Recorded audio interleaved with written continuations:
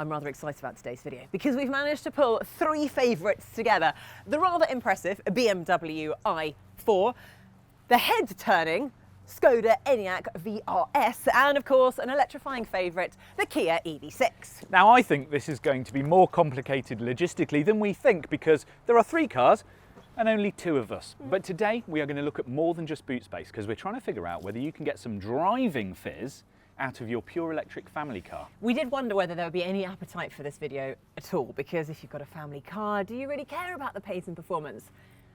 And then we realised when we put our heads together, yes, of course, we all have families, we drive family cars, and yes, we like performance.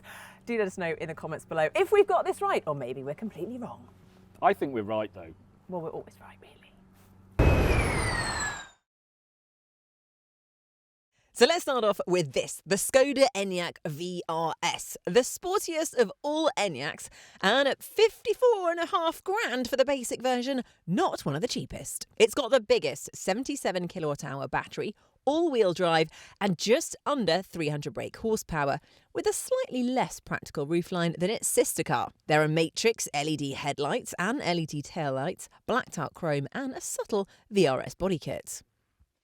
Now on the standard 20-inch wheels, this will get a WLTP range of 323 miles, which is pretty impressive. Plus, you know what, I like the way it looks, particularly this coupe-style roofline, even in this ridiculous colour. And you're going to like the sound of this.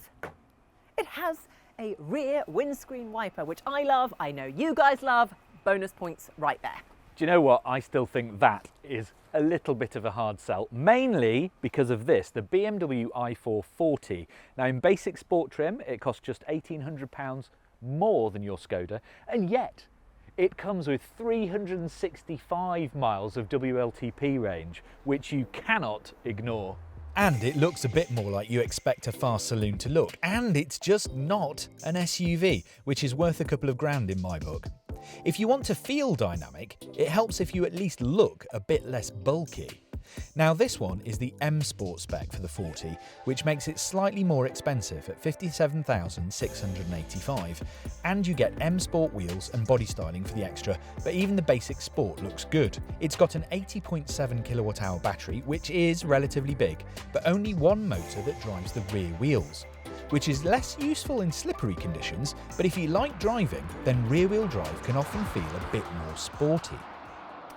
Nice, very nice indeed. But, and this is a bit of a small but, we have thrown in a bit of a control car for this experiment. It is in fact the cheapest of the three at just under 52 grand. It's the Kia EV6 all-wheel drive, and in terms of where it sits, well, it's kind of in between the two. It's not exactly an SUV, but it's not a saloon either. Yes, but it only gets 314 miles of official WLTP range. Yeah, but you say only, that's technically only 9 less than the Škoda Enyaq. Well, so it's kind of the same. Yeah, that is a good point. But the weird thing is, a few years ago, we would never have put a Skoda and a Kia up against a BMW, would we? No. I don't think there's an embarrassing one amongst these three, but we do need to dig a little bit deeper, so let's have a look at what's going on inside. So let's take a look around the Enyaq vRS. Now, I've got to say, first of all, I do just generally like the interior of the Enyaq, so this is already a bit of a win for me. I think you immediately see, looking around, that it's got a nice feel to it. It's been well made. There's nothing too gimmicky about it. I think it's got a nice style. One thing that maybe jumps out, it's got a brilliant infotainment system, worth noting, and it is nice and easy to use. However, this screen, it's quite big, which is a plus, but it really sticks out, kind of stands to attention. I feel like there should be a little button for it to tuck nicely back inside the front dash when you're not using it. So it's a little bit clunky here. And then the second screen in front of the driver is really quite small. So they're not very seamlessly integrated. They're quite separate. Big screen here, small screen in front of you. Unlike the EV6, I really like the kind of seamless integration of the two screens and how it merges with the dash. But that is my personal preference. The other thing worth noting is these bucket seats. They come as standard, and I can tell you this, they are super comfortable. Plus they're heated, which is always a win. There's also loads of space in here. I mean, you can see how much distance there is between my head and the top here. And it feels really spacious as well, because I think you've got this panoramic sunroof, which is a really nice touch. and the space remains. There's a huge amount of storage and the kit list on the vRS is good. Okay, so it's a little less headroom in the back than on the standard car, but with the coupe, the boot's hardly smaller and there's plenty of space for daily activities. As you might expect, the i4 doesn't feel quite as roomy as the other two cars here, despite being based on the Gran Coupe 4 Series. But the first thing you notice is that it's a lot more driver focused, a lot cozier, and then there's this huge curved screen up in front of you, so it gives that very techie impression. It's all super high resolution, looks really, really nice. The biggest thing though is it's a lot lower and it is super comfortable. It's massively impressive straight from the off. As we said, this is the M Sport trim, which gets you nicer leather seats and this M Sport steering wheel. But the standard Sport gets leather, aircon, BMW's latest Generation 8 iDrive, and a heat pump as standard. No heated wheel as standard though, boo, but there's lots of other stuff. It can't match the EV6 or the Enyaq for rear seat space, but the weird thing is the boot is only a bit smaller, seats up or down than the EV6. The Skoda has them both nailed in that regard though. Don't forget, if you want more comprehensive specifications, then head over to electrifying.com. So take a look around the interior of the EV6. Now this is a place that I feel like we've got to know quite well, mainly because we've done a lot of reviews of the EV6 because we do love it a lot. If you haven't seen the more in-depth reviews of the EV6, do check them out on electrifying.com. And where have you been? Why did you not watch them? But I think ultimately this is a really nice place to be. I mean, look around, it's got a really nice style to it. And I think because this has been built as a bespoke electric car, you can really tell. And then you get the benefit of things like extra storage space. So there's loads of room down here. We've got storage space in here. And the glove compartment is just whopping. That is absolutely massive, which is useful. Now, I did mention earlier how much I love the two digital display screens up here. I think they've been integrated really nicely together. They function really well. And in addition to that, you've also got this digital display, this toolbar here with all the functionalities that you need easy access to. That is another win. This is a personal preference, a little bit of a niggle, is that there's quite a lot of shiny plastic. Now, it looks good, however, functionally, all I do is wipe my finger marks. It makes it messy quite quickly. Maybe I have weirdly greasy fingertips, I don't know, but that's one thing that I'm not so keen on. And the other thing is, it's just a design, it's a style thing. Are these perforated lines, bit of a pinstriped look. It's a design feature that I think it doesn't really add anything to the style. It maybe almost clutters it and takes it away from the nice bits of the interior. But overall, this is a really nice place to be. It's pretty similar to the Enyaq in the back, both with swoopy roof lines. But the boot is only 10 litres bigger than the BMW, which is a bit of a surprise. It's not the biggest boot in an electric SUV class by any means. And even though it does have an added frunk, which others don't, it's not big enough to really make a huge difference in the version with all-wheel drive. So, the reason we're here, the driving. Now, the thing about Skoda VRSs generally was that they were always like warmer versions than the normal cars, rather than something genuinely hardcore. And I have to say that the Enyaq VRS is pretty much the same. It's a faster version of an Enyaq rather than something genuinely hardcore. And it's going around that corner quite well though. Like the VW ID4 GTX, which is the same car underneath, don't forget. This feels just like an Enyaq turned up to 9 rather than 11. Now, if you like driving, this car probably isn't going to be the one for you. It's quite heavy, it's got wide tyres and quite paranoid traction control. So when you're going around a corner, it doesn't feel like a great amount of fun. It's very safe and sound, but you never quite lose the impression of bulk. So it tends to push with the nose, quite understeery. Now, it's not a problem in a normal Enyaq, but you kind of expect a little bit more from the VRS billing. And I think that might be the problem. With 295 brake horsepower, which is actually quite a lot, you kind of expect that little bit of spice. But 0 to 62 miles an hour is 6.5 seconds, which actually isn't that fast in terms of electric cars. And the handling is kind of good, but when you get more committed with it, it's only okay. It doesn't give you anything back. There's never any edge to go with the badge, and I think that's what's bothering me. Now, that's not to say that this isn't a nice car to drive, because it is. The steering is accurate, the brakes are good. I've always liked the fact that you can alter the brake regeneration from these paddles behind the steering wheel. Look, if I throw this in now, it's got loads of grip. It just tends to lead with the nose a little bit, but the steering, like I said, the steering's really quite good. It doesn't feel like you can get the texture of the road through the steering wheel, but you know, it's an SUV. It's very quiet, there's really good damping, great body control. If you're going to say this is the exciting one, then it needs to have a bit more pizzazz. And I think that's what the vRS lacks. It's really, really good, but it doesn't have that pizzazz that makes you go, okay, that's the hot one, I want to go for a drive. Very, very competent, not that exciting. It's weird because I like this car. It's also, when I slow down, it's actually very quiet. There's lots of noise dampening in this interior. I love the seats. Everything works. But this is like a 54,000 pound Skoda. That's a lot of money for a Skoda. Does it feel special enough? Probably not. Does it feel like a very good, fast Enyaq? Yes, it does. Is it an Enyaq GTI? Kind of. I still don't think I'd take it out on a Sunday morning just to go for a drive though, which I think is possibly what. Are we looking for that? It's a great car. I just think I wanted more from it. Good isn't good enough these days. You have to be pretty on it to get away with stuff. And it feels bulky all the time. It always feels quite large. And going around the corner, it feels large. It noses forwards because it's heavy and it's pulling itself around all the time. Now in the EV6 lineup, Kia does have the GT, which is pretty crazy if I'm honest. But this is the model that sits just below the GT. So what have we got? Well, a little bit more power than the vRS at 321 brake horsepower, but more torque and a lot less weight. This EV6 all-wheel drive is 1/4 of a tonne less than the rather pudgy Skoda, carrying a few extra Christmas pounds there, I think, and it's 35 kilos less than the BMW i4. And consequently, that makes it feel so much faster. It's really nippy off the get-go. It does 0 to 62 miles per hour in just 5.2 seconds. That's pretty quick. And it's actually 1.5 seconds faster than the Skoda.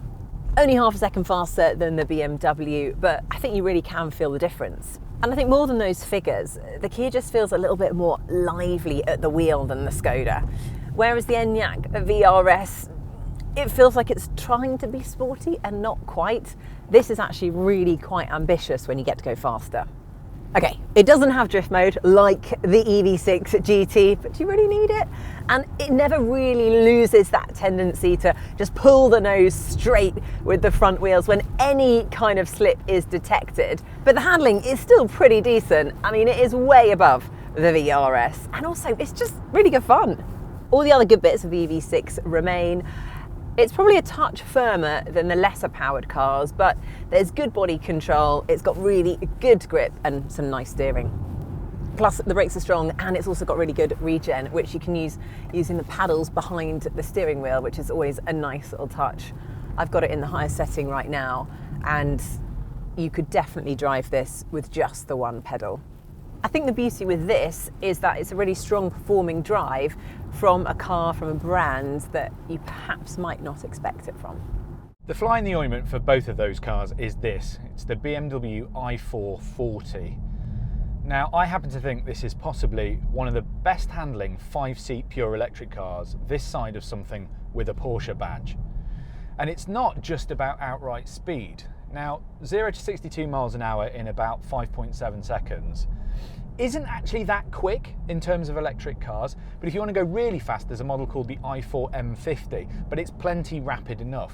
What's more interesting is that BMW seems to have invested more time in making sure that this car feels quite natural, certainly more so than the average electric saloon. Even with the big battery, it feels lighter than either the EV6 or the Skoda.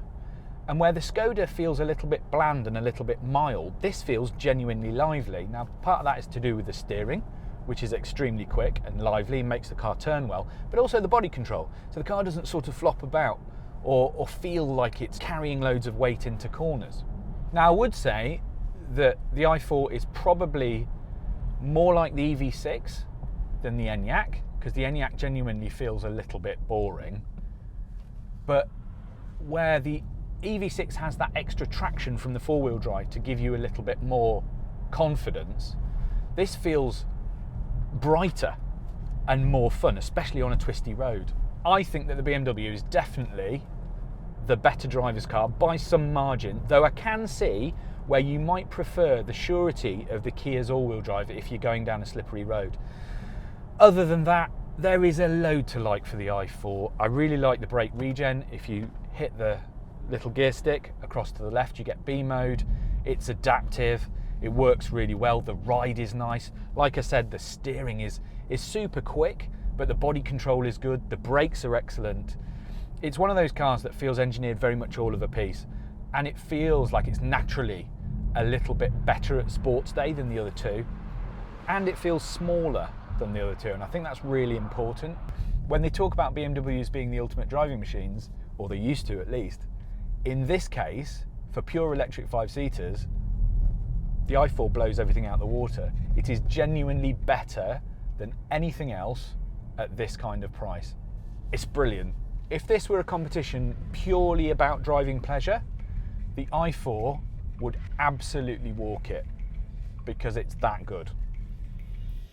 The vRS gets the same 77 kilowatt-hour battery as the less sporty big battery Enyaqs, and on the WLTP tests, that shows up as 323 miles of possible range.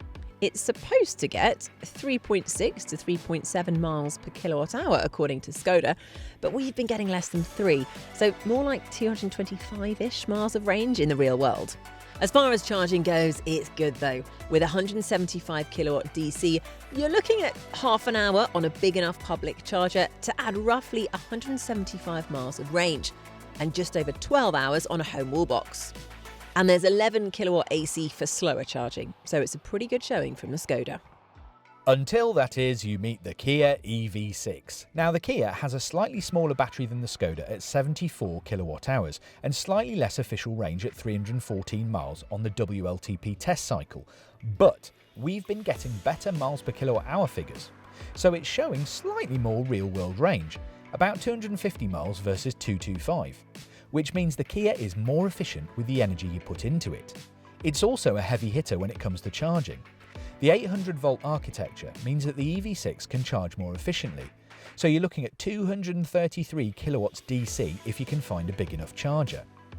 That means you'll have the same amount of range as the Skoda, 175 miles, in just 18 minutes. That's fast. It's also got 11 kilowatt AC charging and will take just under 12 hours to charge on the average home wall box. But you can't see past that quick stop ability. Plus there's vehicle to load charging, which is more handy than you think. The BMW is where it gets a bit complicated though. The i4 has a bigger battery, again at 80.7 kilowatt hours, which allows for a bit more range than either of the other two. A standard sport gets up to 365 miles, and an M Sport like this one, 351. And that's supposed to be between 3.5 and 3.7 miles per kilowatt hour. And you know what? It's actually really quite efficient. We've been getting 3.4, which would equate to 274 miles of real-world range. But more than that, the i4 gets 11 kilowatt AC charging like the other two, and 200 kilowatt DC charging. Now that means on a big enough charger, you're looking at 30 minutes to charge from 10 to 80%. But that's a bigger margin in the battery, so you're actually adding more miles at 205. The EV6 is quicker, but the BMW is definitely not far behind. Oh, and it's 13 hours on a home wall box from flat to full. Now, all of them have 5 seats and plenty of space to be your only car. So actually, they are practical for the everyday. But let's look at the warranties, because the Kia EV6, it kind of wins every time. A 7-year warranty as standard. That's big. It is big. I mean, the other two, they have a 3-year warranty each. You can actually buy additional warranty options. All the details of those are on electrifying.com. But yeah, it's got to be a win for the EV6 with the warranty. I do think we have to add in a little asterisk here, because we've been talking about these cars in their basic format, right? But as soon as you start to spec them, the price goes up. So the Skoda starts off cheap, but if you start to add the option packs, it gets expensive quite quickly. The Kia starts cheap and actually stays cheap because it doesn't need an awful lot of stuff on it. But That's the BMW starts expensive and just keeps getting more expensive, so you have to watch your specs. £4 more expensive than the EV6. In basic format. Don't complicate it. Oh.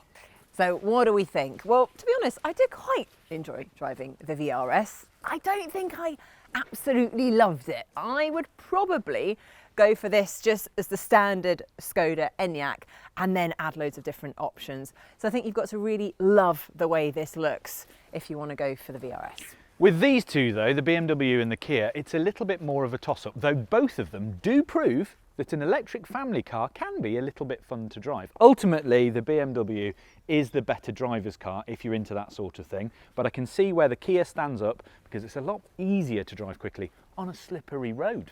Well, there we go. Also worth noting, Kia EV6 quicker to charge, and the less time spent charging, the more time spent driving. Yes, but the BMW isn't that far off on the charging front, and it has monster range, 365 miles. It's something that really matters in the day-to-day. Okay, so I feel like we're going around in circles. It's time to make a decision. What's it going to be worse? Well, I am a massive miser, so I'm definitely going to go for the Kia. And I just think that works really, really well. And it's got a nice interior. I like the way it looks. It's my choice. You can't go wrong with it. What are you having? Sure. Well, you know me. I love driving. I get so much enjoyment out of it. It's like the only fun I have at the moment. So I'm going to go for the BMW i4. So I just need to find out where the keys are. And nobody could have predicted that. So anyway, we've both got a car to go home in. Check out electrifying.com if you want to know more. And do let us know in the comments below. Am I right? Is Wookiees right? Who's got it wrong?